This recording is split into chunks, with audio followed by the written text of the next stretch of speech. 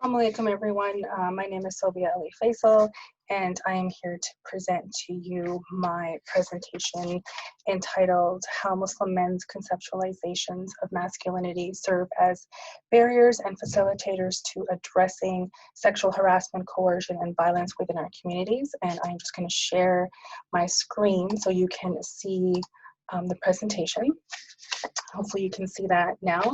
So again, my name is Sobia Ali-Faisal, and my co-author on this particular presentation is Mahdi Barhaj. He has assisted me in the analysis and been instrumental in that process. So today what I will do is I will, sorry, just make sure it goes, okay, there we go. Begin with an introduction and then get into the research methodology and method for this presentation, and then of course results in discussion and end with future research.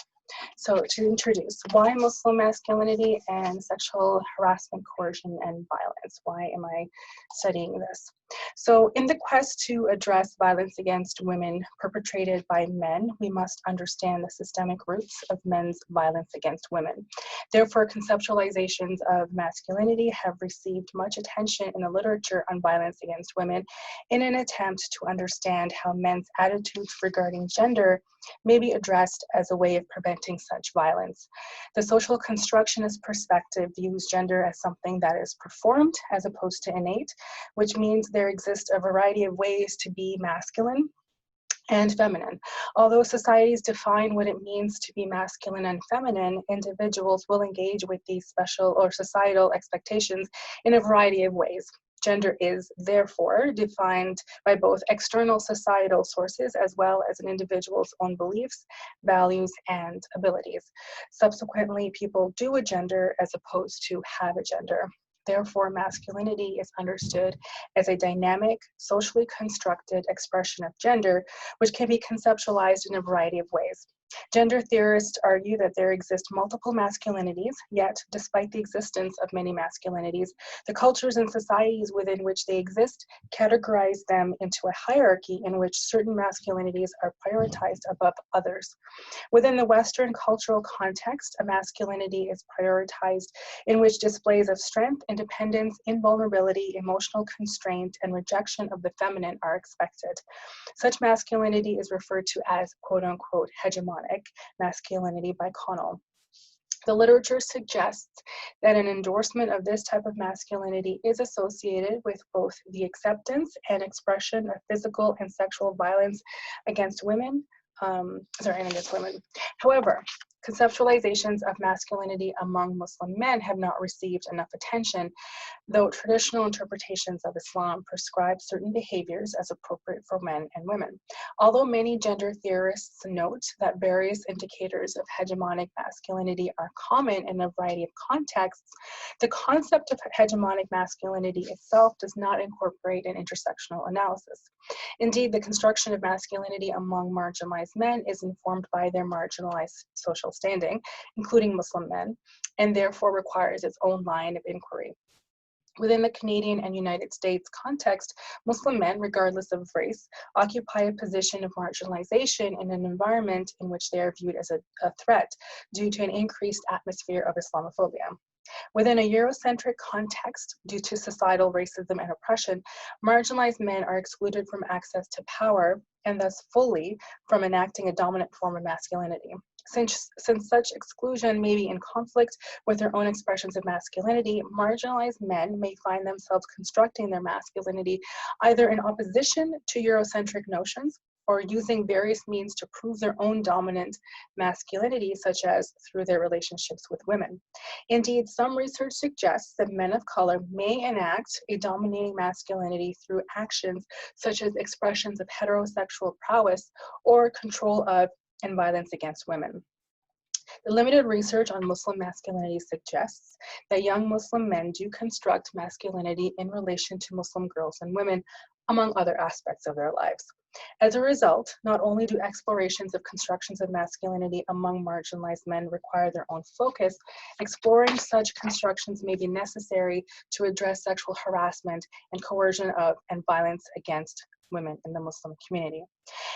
Despite current scandals in the North American Muslim community involving male religious preachers preying on young Muslim women, issues of sexual harassment and coercion of and violence against women in the North American Muslim community have received limited empirical attention, though Muslim grassroots organizations work to address the problems. For example, HEART. Considering Muslim women are equally as susceptible to sexual harassment, coercion, and violence as non-Muslim women, exploration of the systemic roots of such gendered oppression within the Muslim community takes on further importance. The current qualitative study therefore explored the ways in which Muslim men conceptualize masculinity and how these conceptualizations may have informed their understandings of sexual harassment and coercion of and violence against women, in an effort to obtain knowledge which may be applied towards sexual violence prevention within Muslim communities. So we used qualitative method.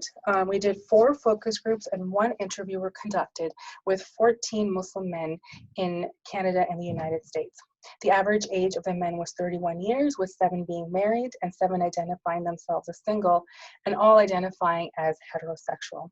When asked to report the importance of Islam in their lives, on average, they reported high levels of importance. 1 interview, which was initially intended to be a focus group, but most participants didn't attend, along with 2 focus groups with 2 participants each, were conducted on PEI, or Prince Edward Island, where I am, and facilitated by a non-Muslim student of color, a factor which impacted participants' responses, which I'll explain a little bit later. The second focus group was conducted in Washington, D.C. with 5 Muslim men and facilitated by a Muslim man, while the final focus group was facilitated by me and was conducted online with 4 men, 2 in Canada and 2 in the United States. All conversations were audio recorded and transcribed. Final transcriptions, a total of 5, were read multiple times and analyzed for themes around masculinity, the ways in which men spoke about women, and sexual harassment, coercion, and violence, and the ways in which the 2 were related. So now to get to the results and discussion. The following are our initial results and the strong themes which were identified. So analyses of the transcripts brought to light the ways in which these men, 1, conceptualized masculinity, 2, understood women's experiences with sexual harassment, coercion, and violence, and 3, recommended addressing sexual violence in Muslim spaces, with Muslim spaces being defined broadly to include both private and public spaces. An interesting trend, which will require further inquiry and further research, identified through the conversations, was the relationship found between these 3 main elements. Conceptualizations of masculinity were accompanied by particular perceptions of women's experiences around sexual harassment, coercion, and violence. I'll get to that in a moment. The interaction of these appeared to inform also the men's suggestions regarding addressing sexual harassment, coercion, and violence. But first, let's begin with how these men conceptualize masculinity.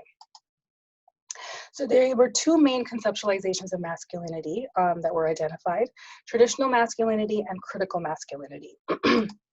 Men who expressed traditional masculinity reported characteristics of a dominant, even hegemonic masculinity.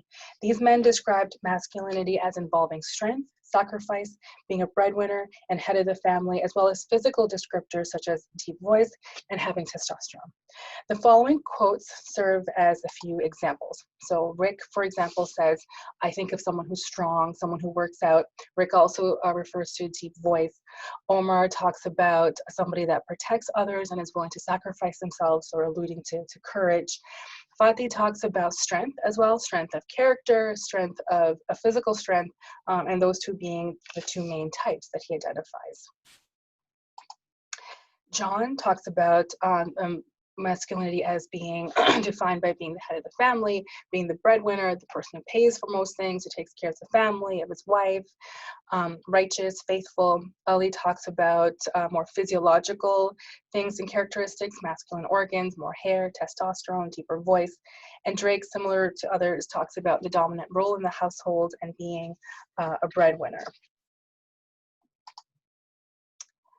When these men were asked to explain their understandings of Muslim masculinity, many expressed that this was a more difficult concept to describe than masculinity, though adherence to Islam and emulating the Prophet were common themes. So you'll see Fatih says, you can have as many definitions of masculinity as there are Muslims, but basically a Muslim man is someone who submits to God's will.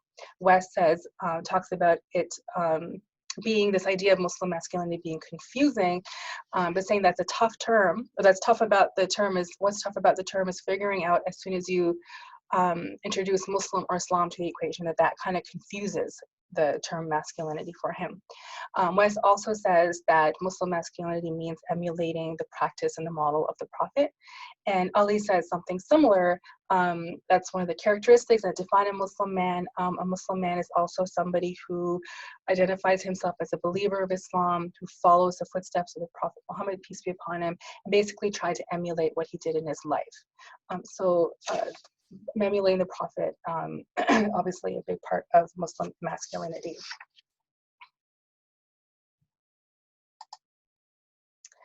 Men who expressed a more critical understanding of masculinity, critiqued traditional understandings of masculinity and presented a challenge to status quo patriarchal expectations of from both within and outside Muslim spaces. Let me just move this over here so you can see.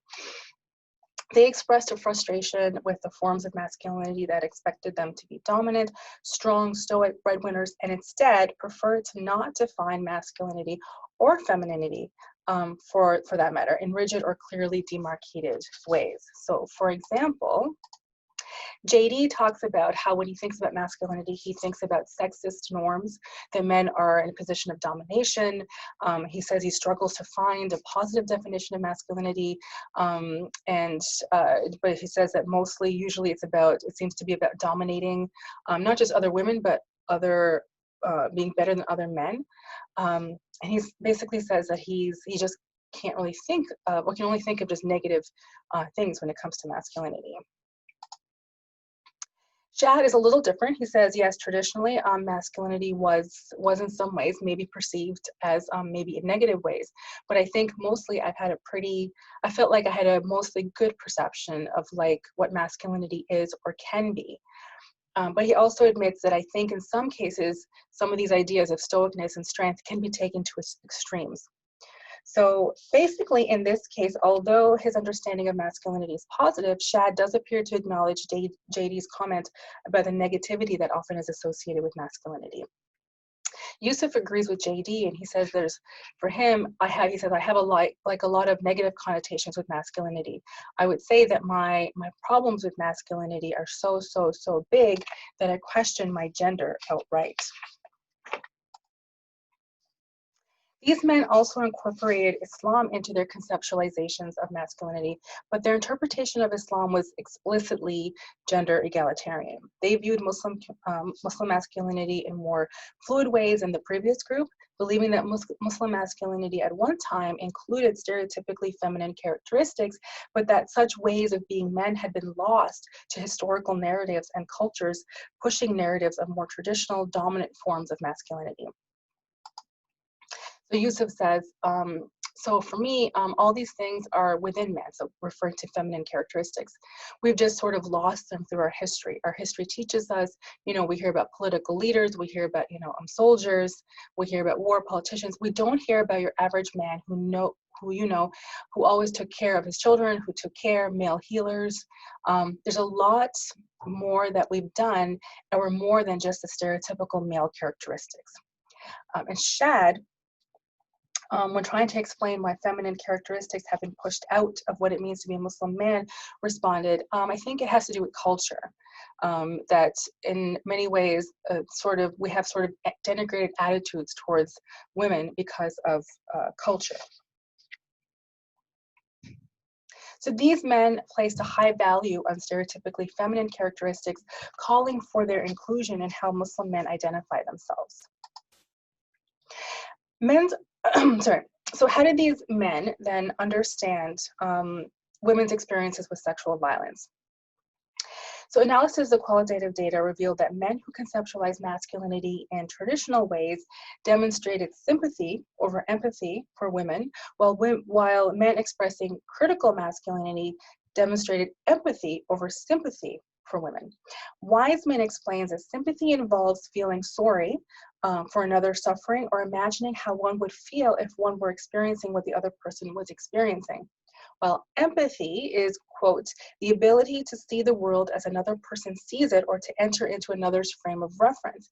One attempts to set aside one's own perception of things in order to think the way the other person thinks or feel the way they feel, end quote. When feeling empathy, people try to imagine being in the shoes of the other person and experiencing life as that other person does, not as they themselves would, as is done when feeling empathy. Although men with more traditional views of masculinity believed that sexual harassment, coercion, and violence were unjust, un-Islamic, and made women's lives unsafe, they were either hesitant to hold men fully responsible for sexual violence and or focused on the developmental needs of men or other needs of men, without discussing the impact of the various expressions of masculinity the impact they can have on women. For example, men were often discussed as having urges or being unable to control their own behavior. So Drake here says, the whole reason sexual harassment exists is because the men's inability to control his urges, I think. And John says, men think of sex more than women. A man would he sees sex most of the time. Even when he said in our religion, you have to lower your gaze, it's really hard, especially when you go out and you see things around you. David then talks about what could happen to women if they wear certain types of clothes. If you walk with casual clothing, these are the particular outcomes. So he's suggesting that we teach men and women what can happen if you wear certain types of clothing. And if you walk with a swimming suit in downtown, these are the outcomes. So it's on you to choose. So basically saying that it's up to people, the clothing is a part of the equation, how you dress is going to be part of the equation, and you should expect certain outcomes as a result, alluding to what men will do. So although these men, although these men all condemn sexual violence, they presented an explanation for men's violent behavior, placing men outside of their own control and therefore placing sexual violence experienced by women outside of the control of the perpetrators to a large extent. Men's development, specifically with regard to social isolation, was also presented as a possible reason that many men engage in acts of violence. So this conversation, they're talking about a study in which it was found that men tend to lack social connection. So the facilitator here says, but the problem is we need it, like you said, this Harvard study says if you just look out for yourself and isolate yourself and don't have those meaningful relationships and don't show vulnerability, you're in trouble. Yeah, and that's what we're seeing manifest, all these lone wolf, yeah. I mean, that's the definition, yep. So in this example, these men are speaking of research which has found men lack social connection, and the participants speculate this social isolation may lead men to engage in acts of violence generally, hence the reference to the lone wolf shooter. So here they're not even referencing sexual violence against women, but just violence in general. Both sexual urges and social isolation serve to demonstrate that these men understand that sexual violation of women is wrong, but they are unable to take themselves out of their own positions and place themselves in the shoes of women. This suggests they viewed such violent interactions from the perspective of men, not women. Indeed, in this second example here, they begin speaking of violence in general, not sexual violence against women.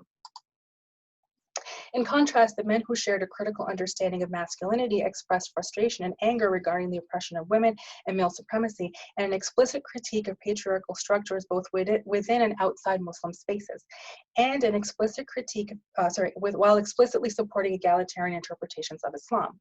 Wiseman describes empathy as having 4 attributes: seeing the world as others see it, understanding another's feelings, being non-judgmental of others, and communicating one's understanding of another.